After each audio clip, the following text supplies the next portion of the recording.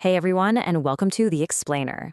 Today, we're diving into a genuinely fascinating and honestly kind of mind bending analysis from some recent economic sources all about the world's first trillionaire. We're going to break down exactly what this level of extreme wealth looks like in the real world because, we aren't just looking at this as some fun trivia fact. We're examining what it actually means, mathematically speaking, for everyday people, for our communities, and for the global economy. So let's jump right into it. Let's start with the number.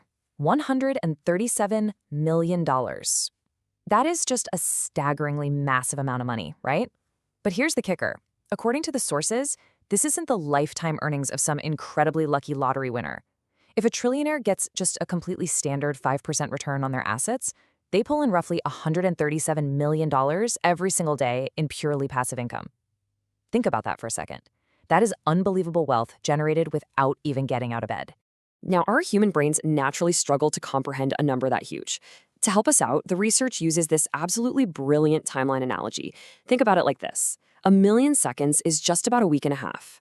1,000,000,000 seconds? That's roughly 32 years. But 1,000,000,000,000 seconds? That is 32,000 years.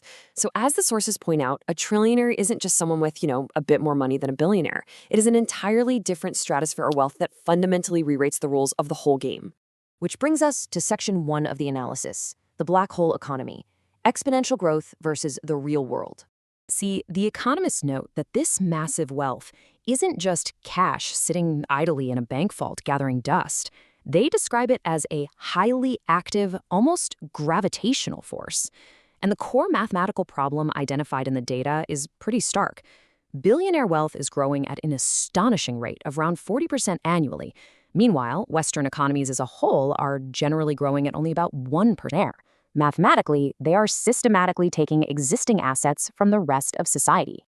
The sources actually call this the black hole effect. Remember that $137 million a day we talked about? Well, trillionaires relentlessly reinvest that passive income to just gobble up real-world assets. They're buying up land, housing, and critical physical infrastructure. We're even talking about the very satellites that governments rely on for things like military operations and weather forecasting. They buy assets, which then generates more passive income, which allows them to buy even more assets. It becomes this unstoppable exponential feedback loop. Moving right along to section 2, the new feudalism, the end of ordinary ownership. So what does all this high-level economic math actually mean for your standard of living? Well, we're going to shift gears from the abstract down to the micro level, how the sources say this directly impacts you and your family.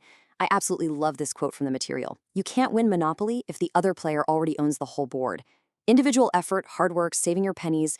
The analysis argues that these traditional paths to success just can't compete anymore against a trillionaire whose passive income lets them constantly outbid ordinary people for literally everything. It's playing a game where the board has already been bought up by a single player. And to maintain this massive system, the super rich build what the sources call the entourage effect. Think of it kind of like a modern feudal pyramid. Up at the very top, you have the billionaire king. Surrounding them is this highly protective class of extremely well-paid professionals. We're talking asset managers, traders, political figures, and media talking heads. They act exactly like medieval knights or the clergy did back in the day, recruited and paid top dollar to protect the king's assets and argue against things like wealth taxes. But here is the exact reason the sources say this directly impacts you.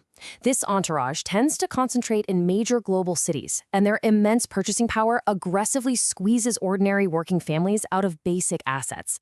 We're talking about regular folks being entirely priced out of housing in places like London, New York, or Paris. We're talking about elite university placements becoming completely unaffordable for average students. Even things like private healthcare and dentistry are increasingly diverted to serve the wealthy entourage, leaving, well, just the scraps for everyone else. All right, let's look at section 3, the architecture of influence, protecting the pyramid. Now, you might be wondering, how does a system like this stay in place without massive public pushback? The analysis neutrally identifies two major strategies used to protect this wealth from democratic challenges. First up is direct media ownership. We've seen figures like Jeff Bezos buy The Washington Post or Elon Musk buy Twitter, which the sources argue allows them to directly steer the political conversation. Second, they heavily fund think tanks. They literally pay experts to go on television and promote the narrative that taxing the super rich is either completely impossible or that it would somehow ruin the economy for everyone else. The source material also points out that there's a deeply psychological tactic at play here. They claim there's a deliberate distraction strategy. This involves strategically funding political movements or narratives that blame societal hardships on foreigners, minority groups, or, divisive culture wars. By keeping the working and middle classes constantly fighting amongst themselves, the analysis argues that it successfully diverts public attention away from the massive daily transfer of wealth going straight up to the trillionaire class. But perhaps the most successful psychological game of all, according to the research, happens right in our own neighborhoods. As billionaires gobble up assets, prices naturally go up. So a middle-class family sees their home value rise and mistakenly thinks, "Awesome, I'm getting rich." Consequently, they fiercely oppose wealth taxes to protect their own modest gains. But what they don't realize is they're actually pricing their own children out of the future. It's this crazy situation where the middle class is unknowingly defending the exact same system that is actively squeezing them out. And that brings us to our final section. Tax wealth, not work, the systemic choice. We are standing at a critical crossroads regarding the systemic future of asset ownership in our society. The sources offer this really powerful historical timeline to put it into perspective. From the 1600s all the way through the 1800s, extreme inequality and desperate, disease-ridden poverty were just the absolute norm. Then, in the mid-20th century, previous generations fought for high tax rates on the very rich, and that created a roughly 70-year golden age of public dignity, which funded quality housing, education, and healthcare for ordinary folks. Today, by allowing massive wealth to grow completely untaxed, the sources project we're speeding straight back into a modern version of feudalism. So, what's the proposed solution to all of this? Well, the tax wealth, not work movement outlined in the research points to 3 very clear steps. Step 1. We need to tax asset growth and ownership, not just declared income, to finally put a stop to the compounding cycle of that black hole economy. Step 2. We have to actually make a serious effort to accurately measure how fast the super rich are growing their wealth, rather than just acting surprised when someone suddenly hits $1 trillion.